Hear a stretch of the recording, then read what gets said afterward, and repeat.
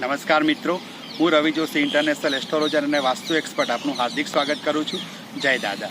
મિત્રો, પવિત્ર શ્રાવણ માસની શરૂઆત થઈ ગઈ છે અને આ શ્રાવણ માસમાં આપણે કેવા પ્રકારના પૂજા પ્રયોગ કરવા જોઈએ અને આપણા જીવનમાં કોઈપણ પ્રકારની મનોકામના હોય તો મનોકામના કઈ રીતે પૂર્ણ થવી જોઈએ અને કોઈ સમસ્યા હોય તેનું સમાધાન કઈ રીતે મેળવી શકાય તેની સંપૂર્ણ વિગત લઈ અને આપણે આ વિડીયોની અંદર માહિતી મેળવીશું. મિત્રો, વાત કરીએ આપણે મીન રાશિની. મીન રાશિના જાતકો માટે આ શ્રાવણ મહિનામાં ખાસ એક બાબતનું ધ્યાન રાખવાનું છે. ઓવર થિંકિંગ ટાળવાનું છે. વધુ પડતા વિચારો કરવાના નથી. આપે વિચારો કરવા કરતાં એનો અમલ કરવો જરૂરી છે. આ માસમાં એવું બની શકે કે આપ બધી જ વસ્તુના વિચારો તો કરશો પણ એનો અમલ નહીં થાય.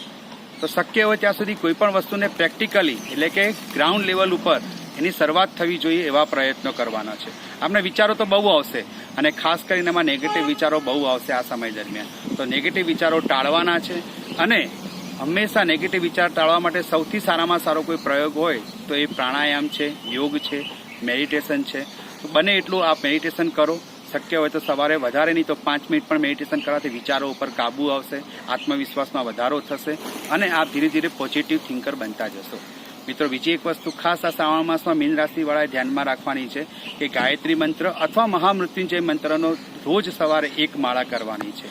એ પણ જો શક્ય ના બને તો પંચાક્ષરી મંત્ર જે આપણો ઓમ નમો શિવાય છે એને દરરોજ સવારે 1 માળા કરવાની છે. શક્ય હોય તો શિવાલયમાં જઈ અને શિવજીના સામે આસન ઉપર બેસી અને આ માળા કરવાની છે.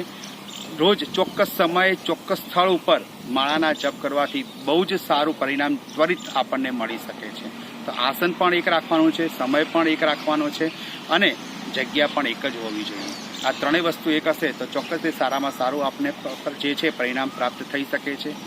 ત્યારબાદ બીજી એક વસ્તુ મીન રાશિના જાતકો માટે દર ગુરુવારે કોઈ પણ ગુરુના મંદિરે અથવા ગુરુના જ્યાં પણ તમારી સ્થાપના હોય એ જગ્યાએ અથવા તમે ભગવાન કૃષ્ણને પણ ગુરુ માની શકો છો, હનુમાનજીને પણ ગુરુ માની શકો છો, તેમના મંદિરે જઈ અને ત્યાં આગળ એક પીળું ફૂલ એટલે કે ગલગોટાનું ફૂલ કે એવું કોઈ પણ પીળું ફૂલ અથવા તો પછી પીળા રંગની મીઠાઈ અર્પણ કરવી જોઈએ.